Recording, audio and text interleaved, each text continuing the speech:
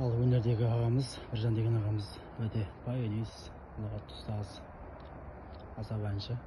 Бүгін жан-жарының жаңашасы екен, соған бір ауыз айтты. Күндіз келіп қызмет жасасын деп, қазір әйел білмейді.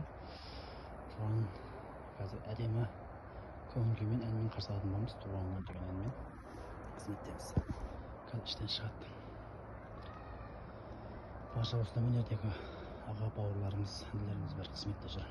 Барынша қолдан келгенше рахмет, Алла разы болсын. Мында аппараттар дайын.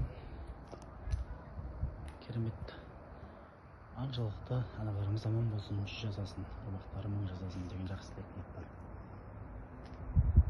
Ауа райы да керемет болып тұр.